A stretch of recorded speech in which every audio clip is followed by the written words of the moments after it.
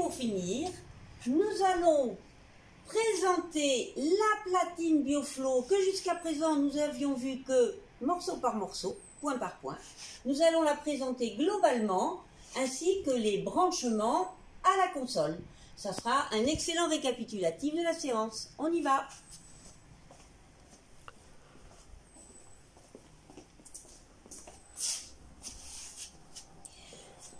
Je vous suggère d'ouvrir votre cours sur la platine et pour être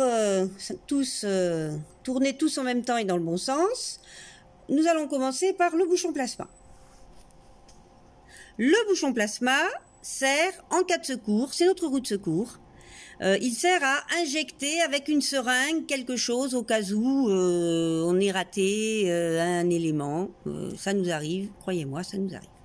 À la suite de quoi, vous avez ici 3 petites canules. Ces 3 petites canules, on en a vu l'usage pour 2 d'entre elles. Regardons. Vous avez une petite canule, suivant le tuyau, voilà, qui arrive à la pompe numéro 1. Dans l'expérience que nous avons menée ensemble, la pompe numéro 1 est asservie à la régulation acide. Donc ici va se faire l'injection acide. La canule la seconde canule est asservie à la pompe, est reliée à la pompe numéro 2 et on a vu que la pompe numéro 2 nous servait à inoculer, à injecter ce que nous voulions à la demande. La pompe numéro 2 n'était pas asservie. Continuons. Nous avons ici une sonde dont nous n'avions pas encore parlé. C'est un orifice de sonde, c'est une sonde de niveau. Cette sonde de niveau va envoyer un signal électrique dès qu'elle sera en contact avec le liquide. Voilà. Donc c'est une sonde qui sert à alerter quand le niveau de liquide monte, en particulier quand il y a de la mousse.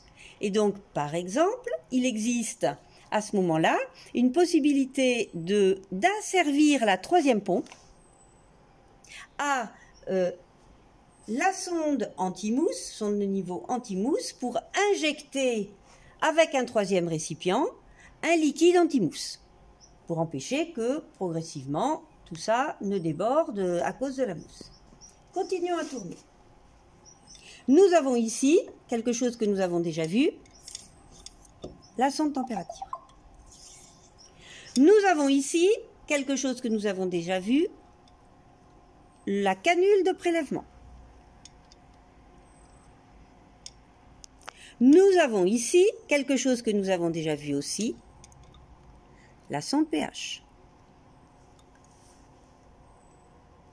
Nous avons déjà vu aussi le condenseur.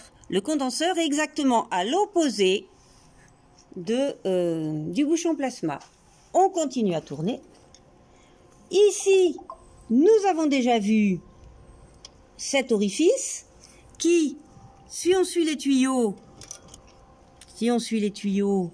correspond à la sortie d'eau de la boucle de régulation. Je vous rappelle, cool loop. On l'a déjà vu. Cool loop. Ça, c'est la sortie. Voilà. Et l'entrée d'eau, ça, c'est la sortie. Et l'entrée d'eau, on va la trouver en tournant un peu plus loin. Ici, nous avons une sortie qui est bouchée, qui pourrait servir à quelque chose, on ne sait pas à quoi, mais elle est bouchée pour ne pas compromettre la stérilité. On continue. Ici, nous avons un tuyau qui est relié à la console. C'est l'injection d'air compressé. Vous remarquerez que cet air compressé, il n'est pas injecté n'importe comment. Il y a un filtre stérile qui permet de ne pas polluer le bioréacteur. Le filtre, pardon, oui, bon, il y a beaucoup de trucs là, hein, voilà, le filtre et le bioréacteur.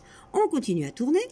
Ici, vous avez, suivant le tuyau, c'est ce tuyau-là, nous avons l'entrée d'eau de cool loop, c'est-à-dire la boucle de refroidissement par de l'eau.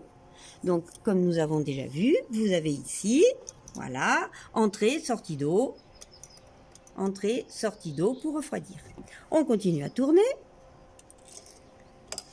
avons ici une autre sonde dont nous n'avons pas parlé, qui est la sonde oxygène, qui mesure le pourcentage d'oxygène. Je rappelle que le pourcentage d'oxygène peut être régulé par la vitesse d'agitation. Pourcentage d'oxygène mesuré qui, en fonction d'une certaine consigne, peut réguler la vitesse d'agitation. Et nous finissons avec nos deux petits injecteurs dont nous avions parlé. Donc voilà, on est revenu à notre point de départ avec le bouchon plasma. Et là, la troisième canule d'injection, elle a été fermée pour ne pas polluer le fermenteur.